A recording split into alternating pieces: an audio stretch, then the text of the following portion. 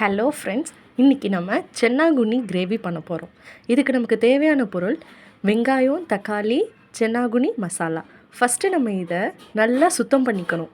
ஏன்னா இதில் நிறைய மணல் இருக்கும். அதனால நம்ம ஒரு 3-4 தடவையாச்சும் நம்ம அதை நல்லா சுத்தமாக கழுவி அதை வடிகட்டி நம்ம எடுத்து வச்சுக்கணும். அதில் பார்த்திங்களா நமக்கு மணல்லாம் நிறையா இருக்கும். அதனால இதை நம்ம திரும்ப திரும்ப கழுவிக்கணும். நல்லா கழுவி தண்ணி படாமல் எடுத்து வச்சுக்கணும். இப்போ அடுப்பை பற்ற வச்சு ஒரு வாணலி எடுத்து 2 கரண்டி எண்ணெய் ஊற்றி கடுகு போட்டு கடுகை நல்லா பொரிய விட்டதுக்கப்புறம் ஒரு 4 வெங்காயத்தை பொடியாக நறுக்கி அதை நல்லா பொன்னிறமாக வர அளவுக்கு நம்ம அதை வதக்கி விடணும். அதோட நிறம் கொஞ்சம் கொஞ்சமாக மாறும். அது நம்ம சீக்கிரம் வதங்கிறதுக்கு நம்ம உப்பு கொஞ்சம் அதில் எக்ஸ்ட்ரா சேர்க்கணும்.